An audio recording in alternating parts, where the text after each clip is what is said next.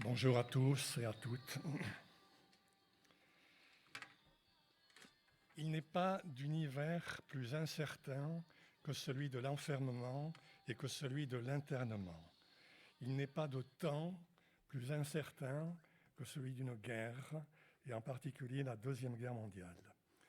Toutes les occupations habituelles, celles de la vie quotidienne, sont complètement bouleversées. Toutes les valeurs également dans cette période-là, et surtout pendant la période de 1939-45, sont complètement bouleversées. 3 bouleversements successifs, d'abord avant 40, puis à l'époque de Vichy, puis après la Libération. Donc, l'exposé que je vais vous présenter, c'est donc un exposé qui veut traduire un peu une partie de ces difficultés et cette volonté qu'ont eu un certain nombre de personnes, d'internés, de se construire et de se reconstruire dans ces conditions-là. Alors, je veux dire que quand on est à Gurs, tout est un peu inversé par rapport à ce que l'on voit habituellement dans la vie quotidienne. Dans la vie quotidienne, on a une profession, un rythme, une famille qui est là autour de vous, un métier, des repas à préparer, l'écume des jours. Souvent, dans la vie quotidienne, ce qui relève de l'art, de la culture, est considéré comme secondaire. Important, peut-être, pour certains, mais secondaire. À Gurs, tout est inversé. À Gurs, à vrai dire, puisque la vie quotidienne se réduit à rien, il n'y a pas d'occupation, il n'y a pas de métier, tout le monde est égal, tout le monde finalement essaie de faire ce qu'il peut pour survivre, eh bien, on essaie de se rattacher à d'autres choses. Et c'est pourquoi, à Gurs, comme dans les autres camps, Gurs n'est pas différent évidemment de Rivesaltes, du Vernet, du camp d'Émile, de Drancy, etc. À Gurs, donc, on essaie de trouver autre chose et on se rattache généralement à des choses telles que l'art, la culture, la musique, puisque finalement le thème de cet exposé, c'est un thème qui tourne essentiellement autour de la musique. La deuxième partie que l'on va avoir, donc la partie concert, est une partie qui est intrinsèquement liée à la première, puisque la première, c'est un aperçu un peu historique, mais la deuxième, donc, c'est une partie qui montre combien les deux choses sont indissociables, interpénétrables. Voilà, alors peut-on se construire, se reconstruire dans un cas tel que Gurs? Sur quoi? Comment réaliser? Cela demande souvent un très grand effort sur soi et cela demande également une volonté qui n'est pas toujours très facile à trouver. Bon, alors donc, toutes ces questions, on va tenter d'y répondre. Je veux dire également que la problématique d'ensemble de l'exposé que je vais vous donner, c'est que dans des univers où finalement tout s'effrite, tout s'efface, tout se dilue complètement, comment arriver à conserver sa dignité d'homme? Et cette question-là, qui est une question fondamentale, c'est une question qui passe largement par l'art et la culture. Alors, l'exposé, je vais faire un exposé dans un premier temps, en une petite demi-heure, et ensuite, en une demi-heure, je laisserai la parole à Mélina Burlot, ou plutôt je laisserai les deux concertistes, Mélina Burlot, la pianiste, et Claire Baudouin, donc la soprane, qui vont chanter, interpréter des musiques, des chants qui ont été chantés, interprétés au camp de Gurs, et même, j'ajoute, qui ont été composés camp de Gurs. Donc il s'agit vraiment d'une étroite relation entre ces deux éléments. Bon, je veux ajouter aussi qu'après cet exposé à deux voix, si je puis dire, il serait bon peut-être de se garder une dizaine de minutes, peut-être un quart d'heure, pour répondre à quelques questions s'il y en a, que ce soit moi, que ce soit Mélina ou Claire. Alors, pour commencer, je voudrais situer le cadre et bien dire que l'histoire de Gurs, je vais très vite là. L'histoire de Gurs, une histoire très longue, de avril 1939 au 31 décembre 1945. Aucun autre camp, dans l'histoire des camps, n'a eu une histoire aussi longue. Aucun. Certains ont été créés avant, d'autres sont fermés après, mais aucun. 60 000 personnes, à peu près, c'est-à-dire, bon, là encore, un des chiffres qui est parmi les plus élevés. Alors, les chiffres les plus élevés, on les trouve évidemment dans les camps d'Argelès, de Saint-Cyprien, qui étaient des camps qui ont été créés sur le sable en février 1939, mais ce n'étaient pas des camps. À vrai dire, il y avait simplement le sable, les gens étaient là au milieu du sable, alors que Gurs, il y a des baraques, il y a un certain nombre d'infrastructures, c'est un camp. Voilà, ce camp se divise en 3 périodes et qui correspond à peu près à globalement à ce que je vais dire. Une première période espagnole, à peu près 29 000 personnes ont été internées, des membres des brigades, avec eux des membres des brigades internationales, donc des volontaires étrangers qui avaient combattu aux côtés des républicains espagnols. Mais comprenez bien qu'il s'agit d'hommes jeunes, dans l'ensemble, ils ont entre 20 et 40 ans, dans un camp qui vient d'être construit, donc qui est en bon état, même si les baraques sont fragiles, c'est de la mauvaise volige, le camp est quand même en bon état.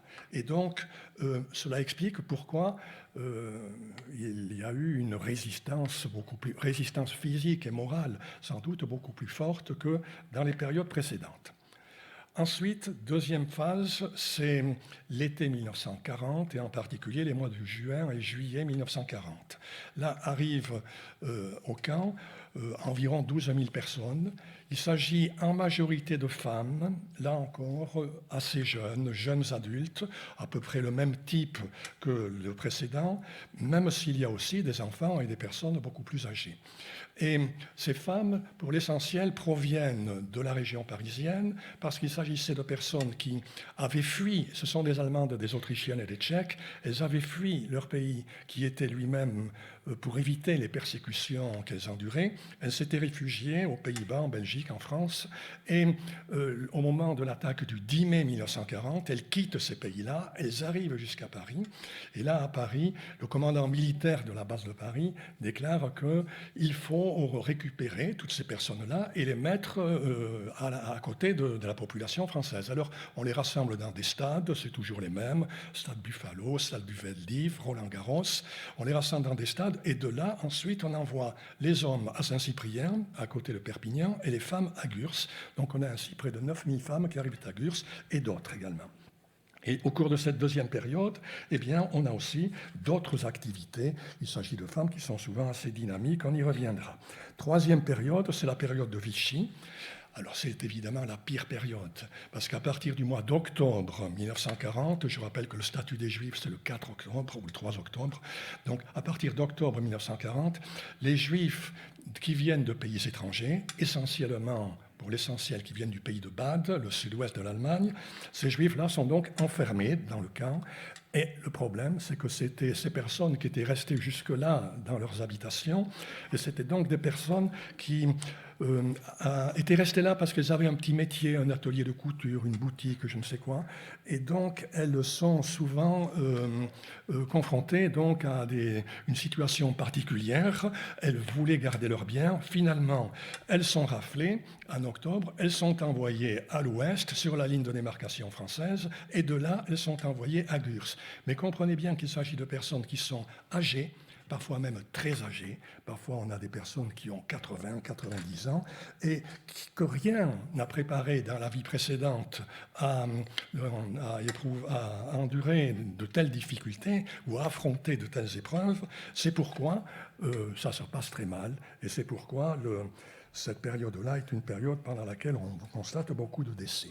J'ajoute, pour compléter le tout, que à partir du mois d'août 1942, eh bien, sont organisées les déportations, comme il est dit dans les documents, vers une destination inconnue, parfaitement connu. Il s'agit du camp de Drancy et de là à Auschwitz-Birkenau. Donc, cependant, pendant toute cette période, pendant ces 3 périodes, la question qui se pose, dans les mêmes termes, même si c'est avec des moyens différents, c'est comment rester humain dans un camp incertain, angoissant, sale, misérable, sans véritable perspective d'avenir et sans le moindre attrait. Alors donc, il s'agit d'essayer de trouver les ressources internes pour pouvoir affronter ces épreuves. Alors, on va reprendre un peu et dire comment se sont comportés les uns et les autres. Les républicains espagnols, ceux essentiellement de l'été 1939. Alors, comprenez bien que cela, avant la guerre, donc je rappelle que la guerre, c'est le 3 septembre 1939. Cela, comprenez bien qu'ils n'ont rien, ils ont tout perdu. La guerre civile a amené leur défaite. Ce sont les vaincus magnifiques, comme on dit, mais ils ont aussi perdu souvent beaucoup de leurs illusions, beaucoup de leurs espoirs. Ils ont perdu souvent aussi leur famille. Il ne s'agit que d'hommes, les femmes, les enfants éventuels, les parents, tout cela sont ailleurs. Les femmes sont dans d'autres centres d'accueil. Ils ont perdu, j'ai envie de dire, leur patrie. Et ainsi, donc, du fait de cette défaite militaire, ils sont en quelque sorte frustrés d'une victoire qui leur a échappé, humiliés, c'est le mot qui revient souvent dans leurs témoignages, blessés moralement, physiquement. Donc, comment arriver à rebondir, si on peut dire. Alors, ils tentent de rebondir et de reconstruire dans le camp un certain nombre des éléments qui correspondent à leurs convictions politiques ou morales. C'est ainsi que ils cherchent à appliquer les valeurs de la démocratie, le vote. Quand on est dans un camp, il y a 1000 petites choses à faire. Il faut un chef de baraque, il faut un chef d'îlot, il faut un wagomestre, il faut des cuisiniers. Enfin, il faut tous ces gens-là se proposent, lèvent la main et sont élus. Et donc, on met en pratique systématiquement, pour toutes les activités du camp, on met en pratique l'apprentissage du groupe, l'apprentissage, donc, la réalité pratique de la démocratie. Ils font également beaucoup d'activités culturelles. Alors ça, c'est une des choses les plus remarquables. Il y a 2 ou 3 camps ainsi, celui de Nexon par exemple, mais celui de Gurs, où existe ce que l'on appelle l'université populaire du camp. Université au sens premier du mot, c'est-à-dire il s'agit de mettre ensemble des cultures, des façons d'être qui sont très différentes les unes des autres, des intellectuels, des manuels, des professeurs. Mais dans ces universités, on donne par exemple beaucoup de cours de langue. On apprend d'abord et avant tout le français, évidemment. Donc, mais ça peut être aussi l'allemand, le russe, etc. De mécanique, de maths appliquées, d'astronomie, de politique. Donc, tout cela donc, montre qu'il y a un réel engouement et au milieu des baraques, entre les baraques, les internés essaient de faire ces cours. Alors, ils sont parfois aidés. Par exemple, à Pau, vous savez sans doute que le plus connu des résistants de Pau, c'était Honoré Barada. Honoré Barada était un instituteur qui en même temps était le secrétaire du syndicat des instituteurs, le secrétaire départemental. On est pendant les vacances, on est au mois de juin, juillet. Eh bien, Barada fait en sorte de récupérer un certain nombre de tableaux noirs, de craies, de cahiers, de papiers qu'il distribue pour que les uns et les autres, ceux qui profitent de ces cours, puissent se former, se structurer, en quelque sorte se reconstruire. Certains internés de Gurs ont ainsi appris à lire à Gurs. Il ne faut pas oublier qu'il y avait aussi à Gurs beaucoup de gens, par exemple, qui venaient de la montagne aragonaise et qui n'avaient pas appris à lire, bien que la Deuxième République ait essayé d'ériger l'éducation comme une de ses principaux objectifs. Voilà, donc les activités culturelles fondamentales, les statuts. Alors les statuts, le grand défaut de Gurs, c'est que c'est un camp qui est bâti sur un terrain très argileux, mais cette argile présente au moins un avantage, c'est qu'on peut la récupérer, la pétrir, la nettoyer, et quand on la mélange avec la paille des paillasses, avec les piquets des clôtures de barbelés qu'on a récupérés, mais avec les barbelés même, on arrive à constituer des grandes statues, et parfois des statues qui peuvent avoir taille humaine. Donc ces statues vantent D'abord, les objectifs de ces internés, par exemple la République, par exemple Marianne. Marianne est récupérée par les Espagnols comme le symbole donc, de ces valeurs républicaines qu'il faut protéger. Mais aussi, on y retrouve les grandes figures de la guerre, certains qui sont morts, par exemple Durruti, qui était mort, donc le héros anarchiste, mort en 1936, mais également d'autres figures tout à fait extérieures. Barbus, un ancien prix Goncourt en France, et Zapata, donc une des grandes figures de la Révolution mexicaine, etc. Donc ces statuts entretiennent le moral des uns et des autres. Et puis la musique.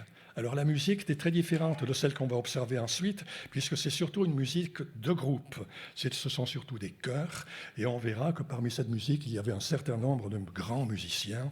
Je pense en particulier à Regino, excusez l'accent, Regino Sorosabal, basque, qui a composé une musique que Mélina interprétera après, et on aura plusieurs morceaux donc que vous pourrez entendre ainsi. Par également, alors les chœurs nationaux, ça c'est très important. Surtout que dans ce cas, il y avait des Basques, et les chœurs basques ont toujours été réputés, à Gurs comme ailleurs. Mais également par des activités qui mobilisent un peu tout le monde. Je prends par exemple je prends le 14 juillet, c'était 14 juillet 1939, c'est le 150e anniversaire de la prise de la Bastille. C'est ainsi qu'au camp de Gurs, on décide de fêter ce 150e anniversaire parce que justement, c'est la révolte du peuple contre l'absolutisme et aussi c'est une manière de mettre en avant des valeurs universelles qui sont celles de la Révolution française. Alors, il y a une grande manifestation, immense manifestation à laquelle viennent assister le préfet, mais aussi le chef d'état-major de l'armée française, Gamelin, et donc qui sont là et qui montrent l'intérêt qu'ils peuvent avoir à ce que font ces républicains espagnols. Donc, pour eux, pour ces républicains espagnols, j'ai envie de dire que Gurs, l'étape de Gurs, c'est une étape dans leur formation personnelle, dans leur formation idéologique, morale, intellectuelle. C'est pourquoi, dans les mémoires, ils parlent parfois de l'école de Gurs. Une façon donc d'utiliser, de se reconstruire à partir de cela, à partir de la force du groupe, à partir d'un malheur, arriver à obtenir quelque chose qui puisse être positif, un bénéfice personnel. Donc, ce n'est pas pour rien qu'on retrouvera une bonne partie de ces personnes qui sont passées à Gurs dans la résistance française, je dis bien française, et il est certain que l'art, la culture, l'éducation ont joué un rôle important dans leur reconstruction. Alors, qu'en est-il maintenant des femmes allemandes, celles de l'été 1940, donc un an après? Alors, ces femmes allemandes, comprenez bien, elles ont subi une double peine. Étant donné qu'elles étaient juives, pour la plupart, elles avaient donc quitté l'Allemagne et l'Autriche pour se réfugier, par exemple, en France. Mais quand elles sont en France, à partir du 10 mai, à partir du moment où on commence la vraie guerre, le 10 mai 1940, le gouvernement français les considère comme des Allemandes et comme des Autrichiennes, c'est-à-dire comme des ressortissantes d'un pays ennemi, de pays ennemis. Donc elles n'ont pas à rester là et on décide de les mettre à l'abri, de les mettre dans des camps. Et à leur façon, ces femmes tentent, elles aussi, d'utiliser leur internement pour se forger, pour se constituer.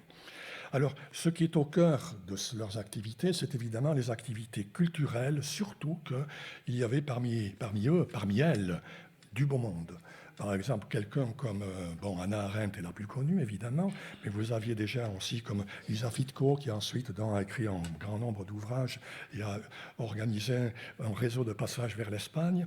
Lotte Eisner, qui était le bras droit d'Henri Langlois, le fondateur de la Cinémathèque, et qui a été donc le numéro 2 pendant presque un demi-siècle après la guerre. Mais aussi quelqu'un, par exemple, comme Dita Parleux. Dita Parleux était une actrice très connue à l'époque, aujourd'hui oubliée, mais c'est elle qui joue aux côtés de Jean Gabin dans La Grande Illusion, à la fin du film, la jolie blonde, là, qui est la paysanne qui accueille les prisonniers. Donc, des activités culturelles importantes, et en particulier des rencontres, des débats, donc beaucoup de choses comme ça.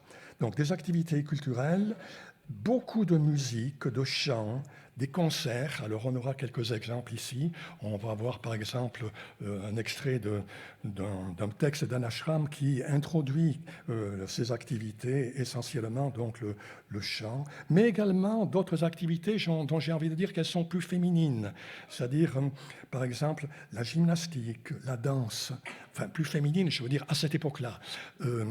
Par exemple, également, tout ce qui correspond à ce que l'on appelle la méthode holistique. Alors, il y avait une femme qui s'appelait Lili Ehrenfeld, et Lili Ehrenfeld avait organisé donc cette méthode systémique, globale, holistique, donc qui consiste à apprendre à respirer, à faire de la psychomotricité pour pouvoir retrouver, conserver son énergie. Donc, également, une grande différence par rapport à la période précédente, c'est le soin que les femmes prennent de leur corps, la propreté. C'est vrai que les hommes, pour ça, ne sont pas toujours les meilleurs. Et là, c'est une des caractéristiques, c'est aussi une des façons de se protéger.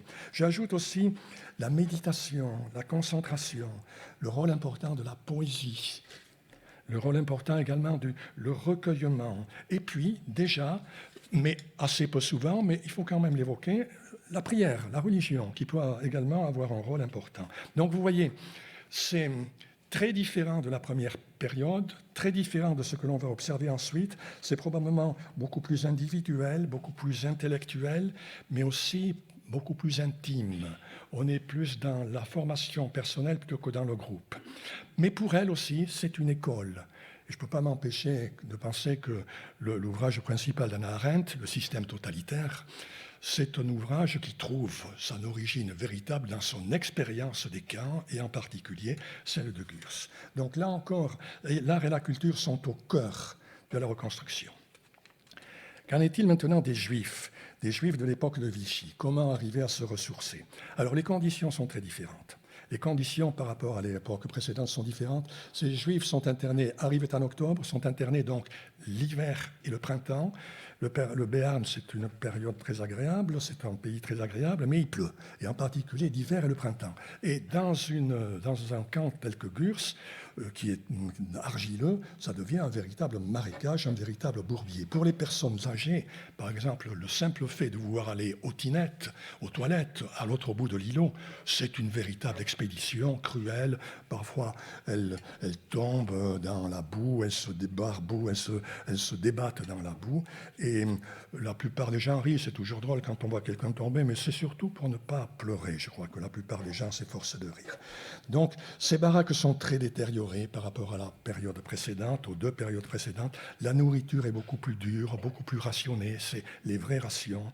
Donc, ça se traduit en fait par une nourriture très peu énergisante, parfois en de très mauvaise qualité. Et donc, elles connaissent le malheur, et pas de chance pour elles. Cet hiver 40-41, ça a été un des deux hivers les plus froids de la guerre. On a des photos de Gurs, donc de février 41, le camp sous la neige. Et dans un camp qui est prévu pour un internement d'été, c'est beaucoup plus qu'une épreuve. C'est quelque chose qui devient redoutable.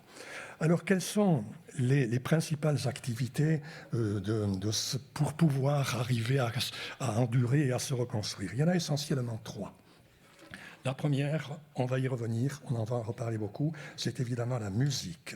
Mais je veux dire, en ce qui concerne la musique, qu'à cette époque-là, il y avait à Gurs le top, les meilleurs. Fritz Brunner, premier violon du Philharmonique de Vienne. Hans Sebeck, donc l'organiste titulaire de la cathédrale de Strasbourg, etc., etc. Donc, c'est souvent les meilleurs, et ils essaient donc d'utiliser cette musique pour, j'ai envie de dire, pour s'élever, pour éviter de sombrer, pour ne pas se laisser aller. Cette musique, on la retrouve également dans une revue qui avait été construite par un homme au camp de Gurs, et qui faisait une revue où il y avait des chanteurs, des musiciens, des danseurs, et pour essayer d'animer certaines soirées. Et dans cette revue, on chante. Alors on chante les chansons à la mode, Charles Trenet par exemple, on chante la grande chanson du Front populaire, Tout va très bien, Madame la Marquise. Les revues parfois ont comme titre Mieux vaut en rire.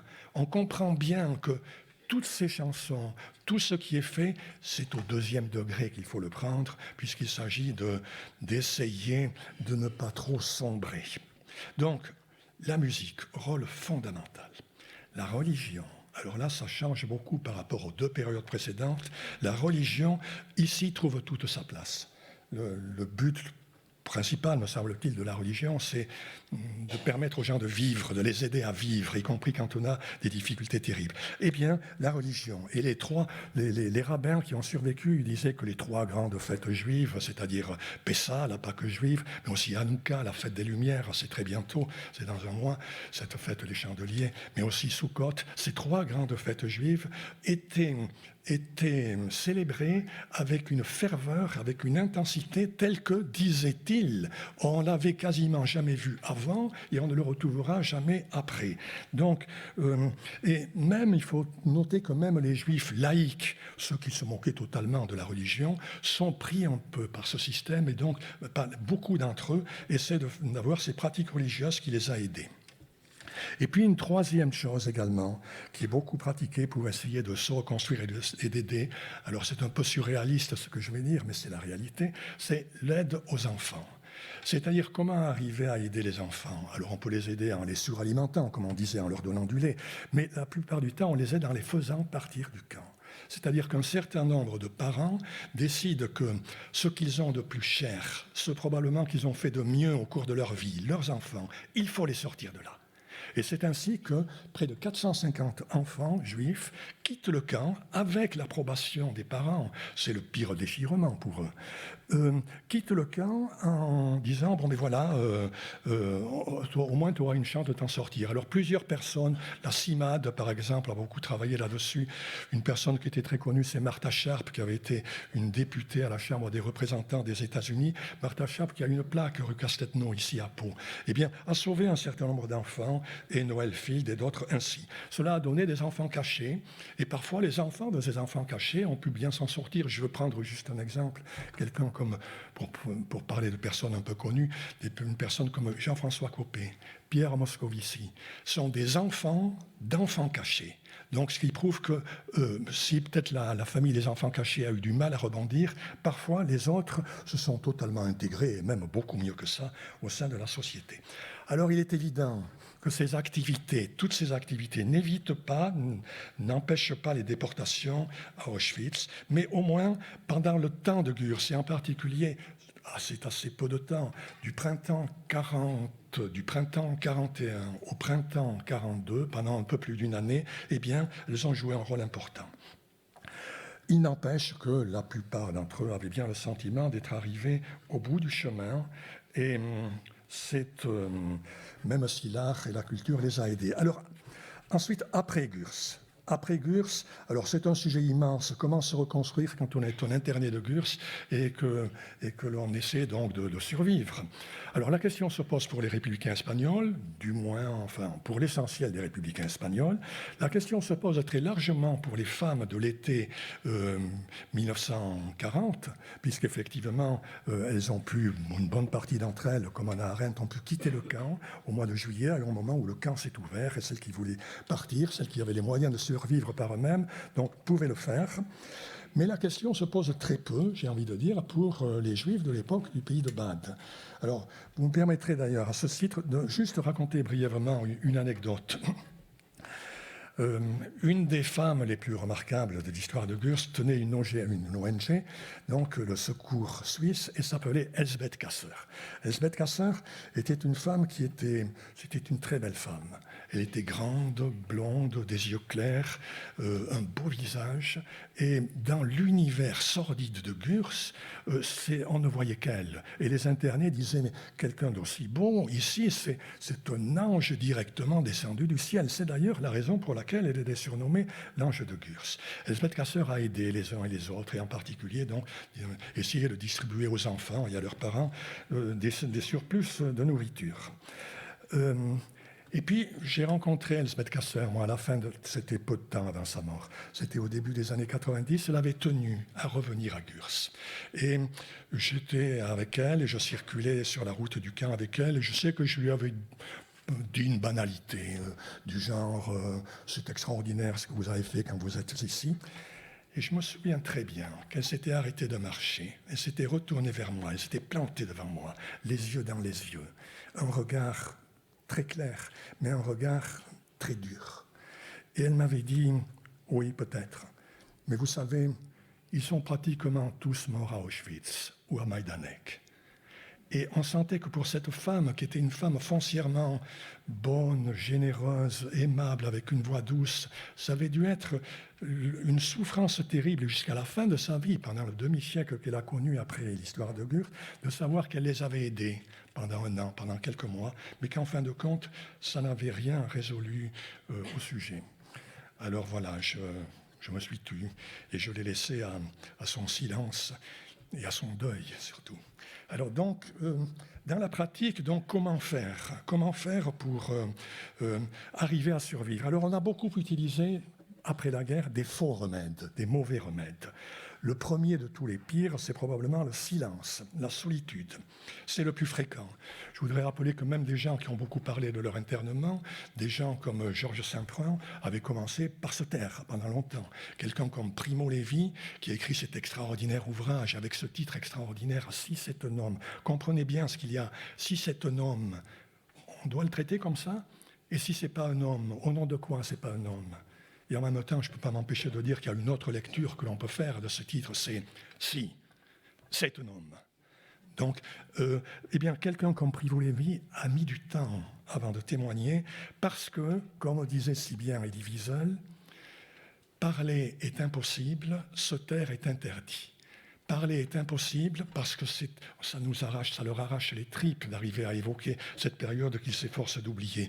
Mais ils savent bien que se taire est interdit parce que s'ils se taisent, il y aura toujours quelques-uns pour dire « mais c'est rien, ça n'a jamais existé, c'est vous les Juifs, vous cherchez toujours à vous rendre intéressant ». Donc il y aura toujours des gens pour dire des choses comme ça. Donc c'est un silence qui est important, mais comprenez bien que c'est un silence qui souvent s'accompagne d'itinéraires après le camp qui sont complètement cassés, brisés. J'ai envie de dire qu'ils s'accompagnent de vies gâchées, de vies ratées. Et c'est souvent, si je dis ça, c'est parce que souvent, c'est ce qu'ils disent. Après, on a raté notre vie, on a survécu, mais on n'a rien fait. C'est des silences qui sont liés également à l'obsession.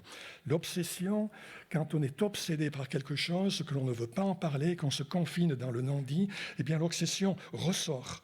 Alors elle ressort par des comportements qui sont des comportements pervertis en fin de compte. Alors c'est soit la victimisation, et finalement quelqu'un qui se complaît dans la victimisation reste seul, on n'arrive plus à l'atteindre, il reste sur sa bulle. La violence interne qui parfois ressort, surtout dans l'environnement familial. La dureté également. La dureté, il y a un très beau livre qui a eu le prix Nobel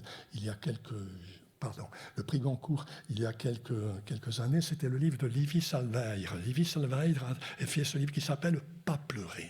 Pas pleurer. C'est exactement ça. Souvent, les gens qui arrivent après à témoigner sont des gens qui ne pleurent pas. Quelqu'un comme un Simone Weil ne pleure pas. Beate Klarsfeld, elle ne pleure pas. Elsbeth Kasser, elle ne pleurait pas. Ce sont des gens qui sont au-delà, qui sont passés par l'épreuve et qui savent que s'ils veulent faire quelque chose, eh bien, pas pleurer. Et puis, à côté de cela, il y a des comportements qui permettent beaucoup plus de se reconstruire en essayant de dépasser le traumatisme. Alors, rien n'est plus difficile, parce que le traumatisme occupe tout.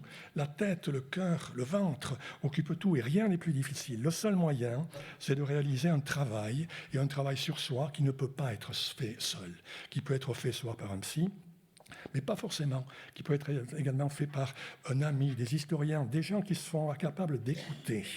Et puisque on a cet après-midi quelqu'un comme Marie de Wenzel, voilà, des gens comme elle, des gens qui sont capables d'écouter, une qualité d'écoute, sans trop poser de questions, parce que généralement les questions sont souvent à côté ou sont mal ressenties. Alors, pour cela, il s'agit donc de faire passer le traumatisme de sa vie personnelle à une mémoire collective, de le recontextualiser. Donc, de pouvoir le faire passer, si vous voulez, du présent qui vous étouffe au passé, en disant, voilà, c'est autre chose, et c'est pourquoi, d'ailleurs, la parole est si importante, c'est pourquoi aussi les procès, on a actuellement les procès du 13 novembre, il est évident que c'est pourquoi c'est si important, mais là-dessus, je crois qu'il y a une personne qui en a parlé mieux que tout le monde, c'est évidemment Boris Cyrulnik, mais pour faire cela, Eh bien, il faut être quelqu'un de fort. Il faut avoir de la chance. Je crois qu'il y a 3 conditions pour faire cela.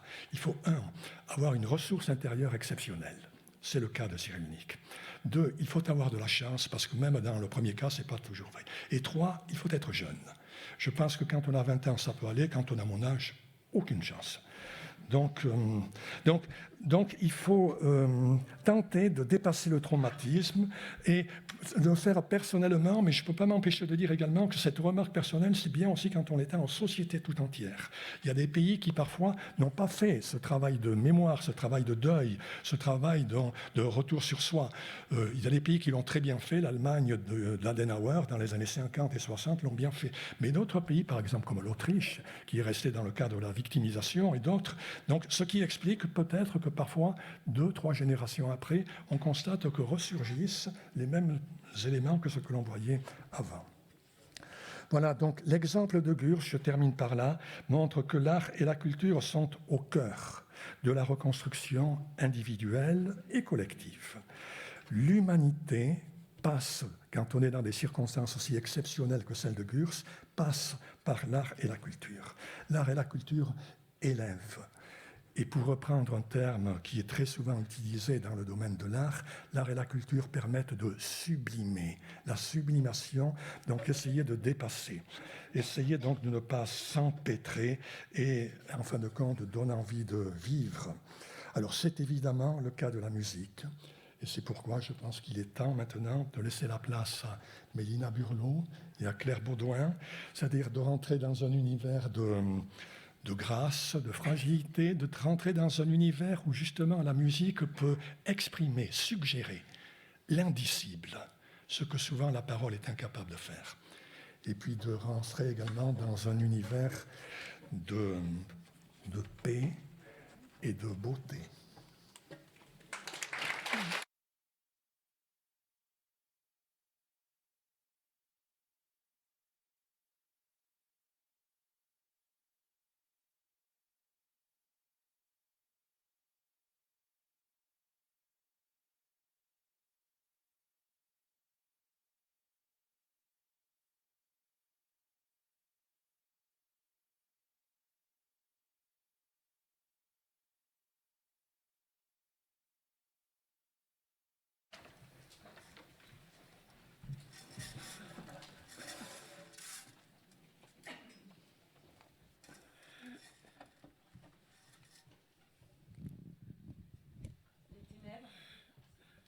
Le froid et la faim faisaient surgir de tous côtés comme une protestation puissante, l'activité artistique.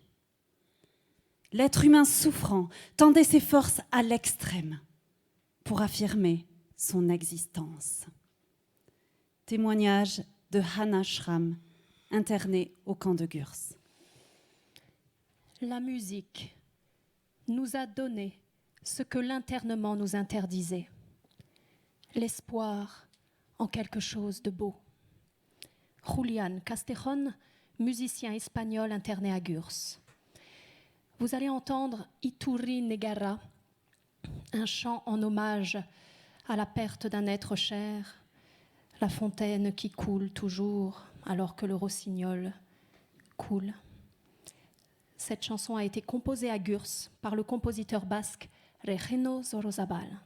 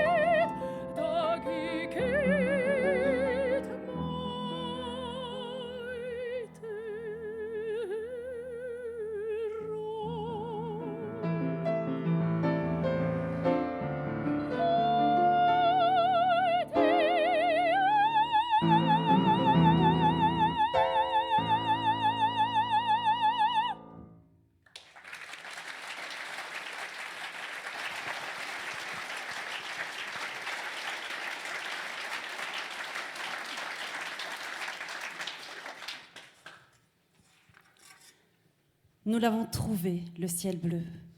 Le soleil nous brûle, le lavoir est bondé. Les sacs de paille supportent le poids de nos corps et de nos soucis. Nous allons mieux, merci.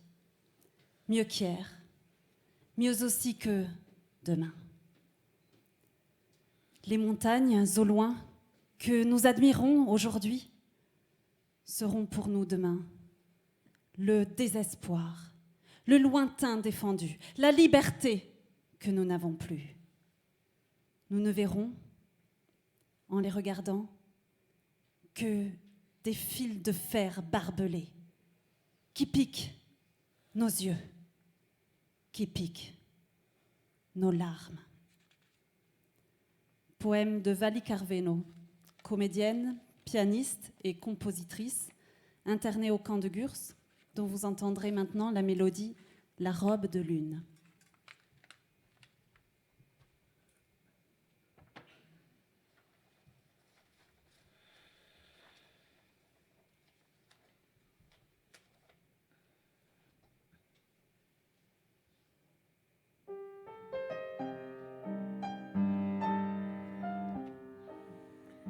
Pour être plus belle dans la lumière, j'ai mis du colle à mes paupières.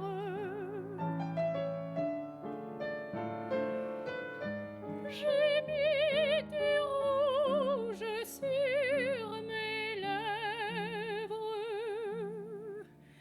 et la robe de lune de mon premier bal, la robe de lune de mon premier rêve.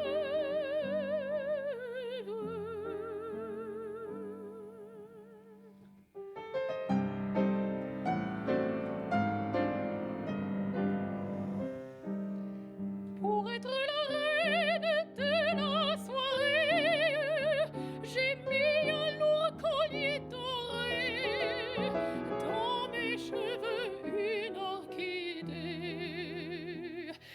Et la robe de lune de mon premier bal, la robe de lune de mon premier rêve.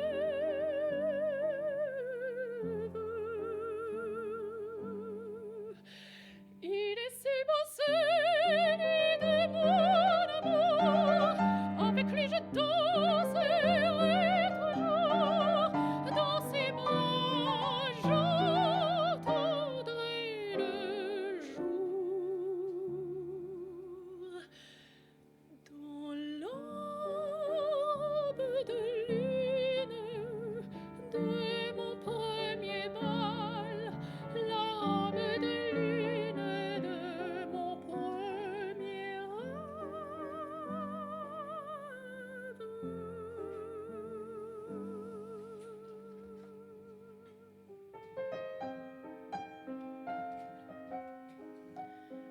Le rouge de mes lèvres a passé, l'orchidée rose s'est brisée, entre mes mains s'est fanée. La robe de lune de mon premier bal, la robe de lune de mon premier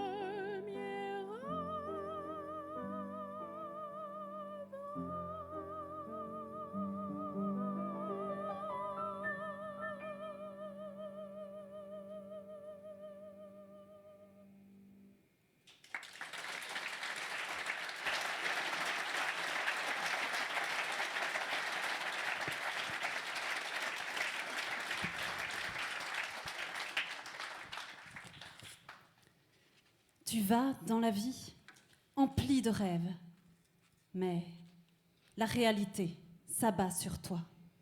Tu voudrais te baigner dans l'or pur, mais la médiocrité te détourne de la lumière. Garde le silence et sache qu'autour des ombres, il y a la lumière et le merveilleux. Mais peu importe ce qu'à chaque instant t'offre la vie, saisis-le, ressens-le et prends-en le meilleur. Poème de la pianiste Lieselotte Rosenthal, internée à Gurs. Traduction du chant créé pour le chœur d'enfants de Gurs par Alfred Kahn. Nous sommes de très jeunes arbres d'une lointaine forêt, arrachés de force par un forestier maléfique. Nous recherchons un jardinier autour du monde et nous recherchons une nouvelle terre qui retient nos racines. Nous voulons, avec nos bourgeons, rendre tous les gens heureux. Nos branches devraient un jour dispenser de riches fruits. Où es-tu, cher jardinier ? Le vent du nord nous glace. Prenez-nous sous votre protection avant qu'il ne soit trop tard.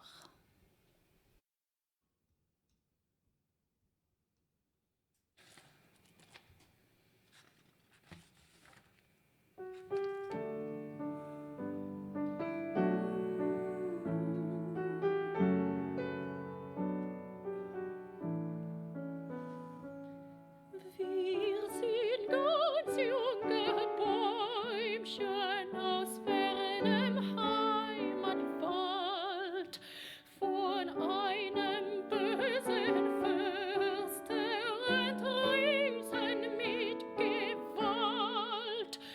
Wir suchen einen Gärtner ringsum in weiter Welt. Wir suchen neue Erde, die unsere Wurzeln hält.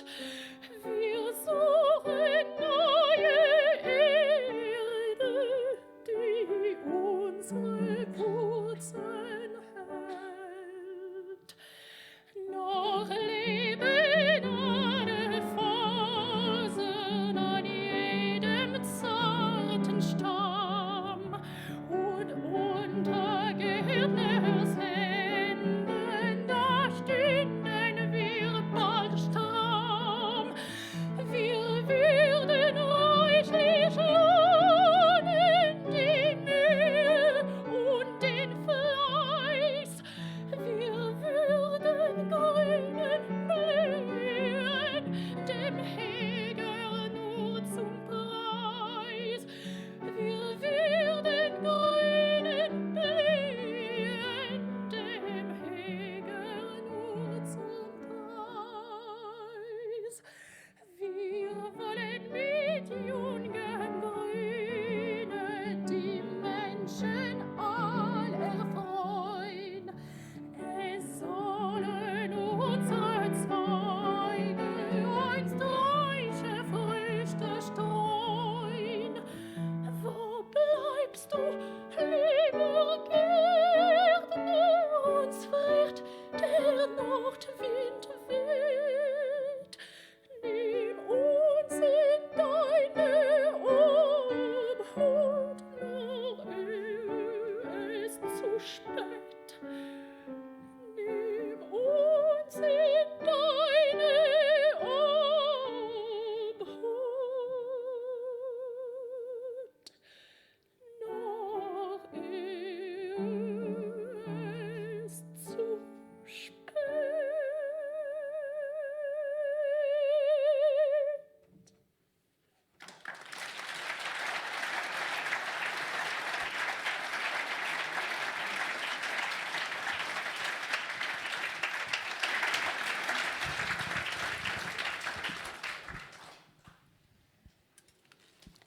Nous avons répété, par des nuits glaciales, à moitié morts de faim la plupart du temps.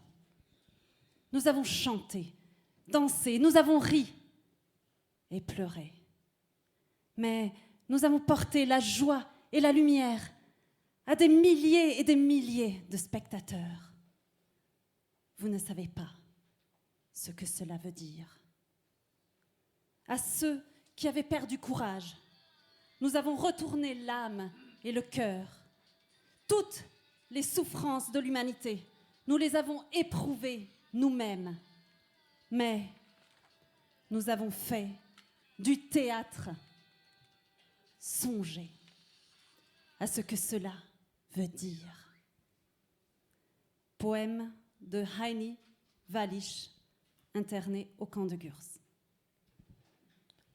Traduction du lied « Nous, derrière les barbelés » de Eberhard Schmidt. Les camps sont les mêmes, les baraques aussi. Le barbelé est tiré à 4 fois. Les jours se ressemblent, les visages aussi. Les postes se relaient inlassablement. Nous, derrière les barbelés, nous sommes pleins de vie. Personne ne nous peut rien. Nous sommes à la hauteur.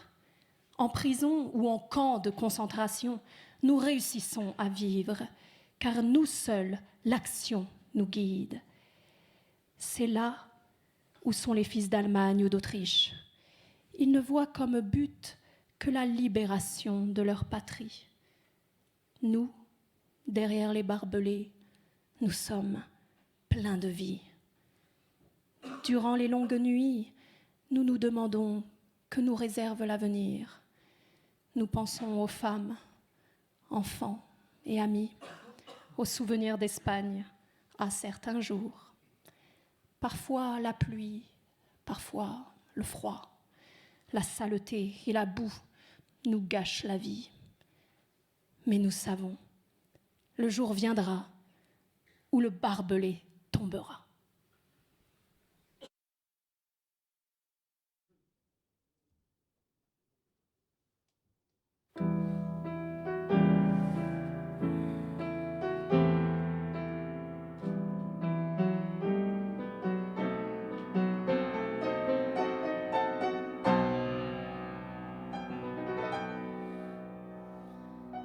Gleich sind die Lager, gleich die Baracken, vielfach gezogen der Stacheldraht.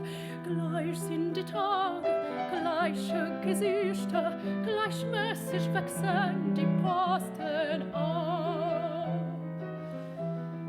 Wir hinterm Draht, wir stecken voller Leben, keiner kann uns, wir sind auf dem Draht.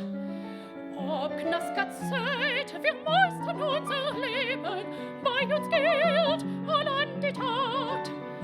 Denn vor Deutschlands Österreich Sehne stehen, sie als Ziel die Befreiung der Heimat wählt. Wir hinter Draht, wir stecken voller Leben, wenn wir auch manchmal die langen Nächten danach uns fragen, was wohl die Zukunft noch bringen mag. Wir denken an Frau, Kind und Freude, zurück nach Spanien an manchen Tag. Wir hinterm Draht, wir stecken voller Leben, keiner kann uns, wir sind auf dem Draht.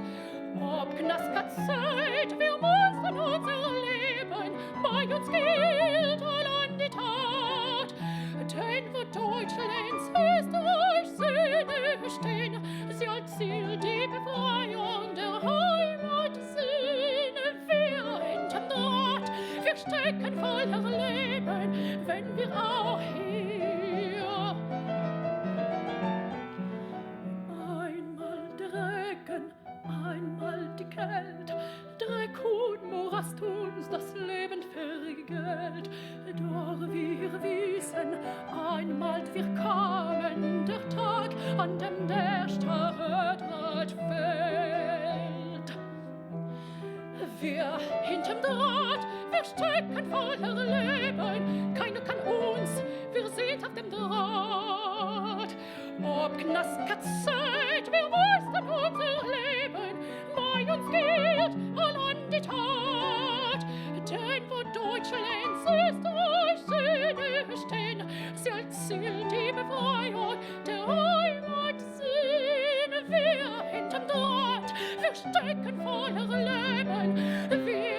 stecken voller Leben.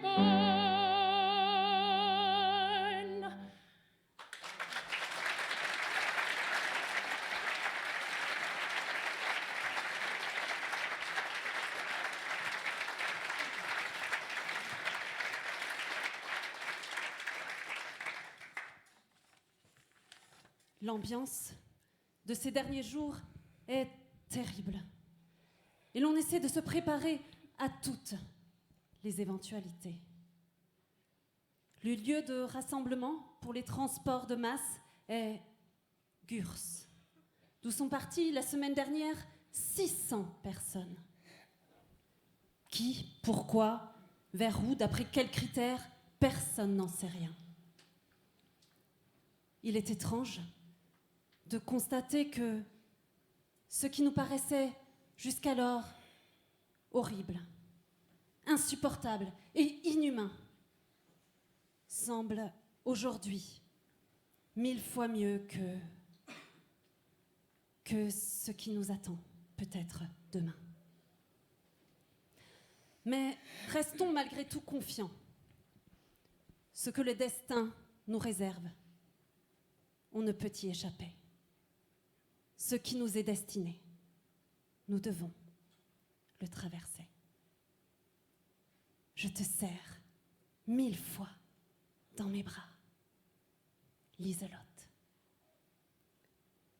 Dernière lettre de Liselotte Rosenthal avant sa déportation à Auschwitz le 19 août 1942. Traduction du Lied « La nuit tombe sur le camp de Gurs » de Leonhard Merker, que nous allons vous interpréter pour clôturer cette conférence-concert. Il fait sombre, moitié nuit, quand le jour commence pour nous. Épuisés, réveillés de rêves lourds, nous sommes prêts au travail. Quand la nuit tombe sur le camp de Gurs, les pauvres émigrés qui connaissaient jadis des temps meilleurs sont allongés sur la paille humide et dure. Quand la nuit tombe sur le camp de Gurs, la nuit tombe aussi sur leur âme, car les êtres chers qui quelque part les attendent leur manquent. Et quand la nuit s'achève, la même chose recommence, et personne d'entre nous ne sait à quand la liberté. Quand la nuit tombe sur le camp de Gurs, les pauvres émigrés qui jadis connaissaient des temps meilleurs attendent une aide de quelque part. Il y a peu était heureux celui qui échappait au dur sort, et on espérait en silence des temps meilleurs. Aujourd'hui, l'espoir s'éteint. Dis, que deviendrons-nous ?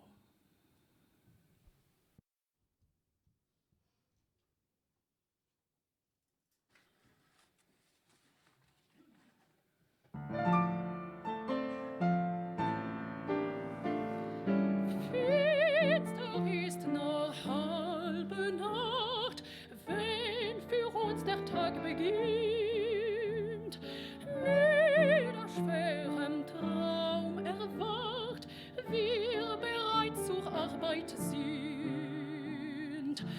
Und greifst du dann richtig zu, denkst du nicht, uns das gibt du?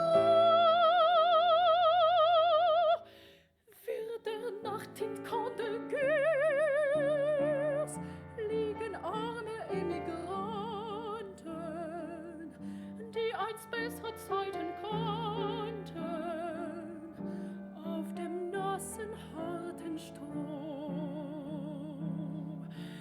Wird es Nacht im Camp de Gurs, wird Nacht in ihren Seelen, weil ihnen die Lieben fehlen, die jetzt warten irgendwo.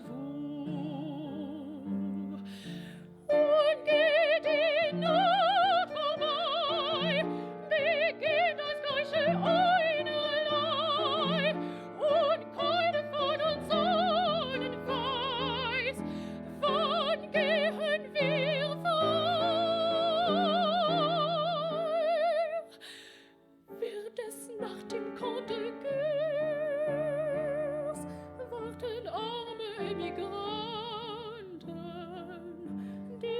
bessere Tage kannten, auf ne Hill von irgendwo. Glücklich war vor kurzem noch, wer dem hartlosen Drein hoffte man im stillen durch, bessere Zeiten fangen an. Heut spricht mir mehr viel dafür, sag, was wird aus dir und mir? Wird es nach dem Conde Gers liegen arme Emigranten, die einst bessere Tage kannten, auf dem nassen, harten Stroh.